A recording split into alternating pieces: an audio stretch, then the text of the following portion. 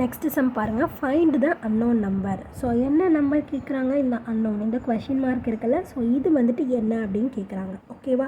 So இப்போ இது பார்த்தோம் அப்படின்னா நம்ம ஃபஸ்ட்டு வந்துட்டு நம்ம எந்த மாதிரிலாம் இந்த நம்பர்ஸ் அரேஞ்ச் பண்ணியிருக்காங்க அப்படின்னு நம்ம பார்க்கணும் முதல்ல. ஓகேவா? ஸோ இப்போ வந்துட்டு 20, 30, 40 இருக்குது, 13க்கு அப்புறம் 8 இருக்குது, 7, 22, 28 இருக்குது. ஸோ இப்போ இந்த ஆர்டரில் பார்த்தோம் அப்படின்னா கொஞ்சம் வேறையாக இருக்குது. ஸோ இது வேணால் வரிசையாக இருக்கலாம், ஆனால் இது வந்துட்டு வரிசையாக இல்லை, அதனால் அப்போ அதை நம்ம விட்டுடலாம். ஓகேவா? ஸோ இப்போ இது ரெண்டுத்தையும் பாருங்களேன். ஸோ இப்போ 20, 13. ஸோ இப்போ இந்த ரெண்டு நம்பரையும் கம்பேர் பண்ணி இந்த நம்பர் ஏதாவது இந்த சைடு ஏதாவது கிடைக்குதா அப்படின்னு பார்க்கலாம். ஓகேவா?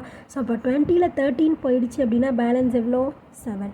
ஓகேவா? ஸோ அப்போ இதையும் மைனஸ் பண்ணோம் அப்படின்னா நம்மளுக்கு இந்த நம்பர் கிடைக்கும். ஸோ அப்போ 30ல் 8 போயிடுச்சு அப்படின்னா பேலன்ஸ் எவ்வளோ, 22. ஸோ அப்போ 40ல் எந்த நம்பர் போயிடுச்சு அப்படின்னா நம்மளுக்கு 28 கிடைக்கும். ஸோ அப்போ 40 minus X is equal to 28. அப்போ எக்ஸ் இஸ் ஈக்குவல் டு 40, இந்த 28 இங்கிட்ட மைனஸ் 28 எக்ஸ் இந்த பக்கம் போயிடுச்சு, 28 இந்த பக்கம் வந்துடுச்சு. ஓகேவா? ஸோ அப்போ 40ல் 28 போயிடுச்சு அப்படின்னா பேலன்ஸ் நம்மளுக்கு எவ்வளோ, 12.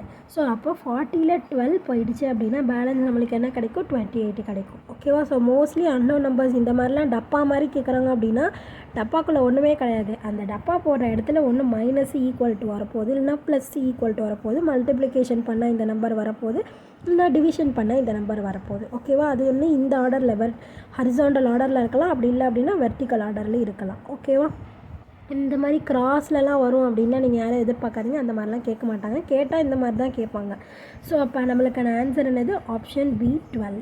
ஓகேவா? ஸோ புரிஞ்சுதான் இந்த லாஜிக்கல் அண்ட் ரீசனிங்ஸ் நம்ம எப்படி போட்டுக்கோம் அப்படின்னு சொல்லிட்டு.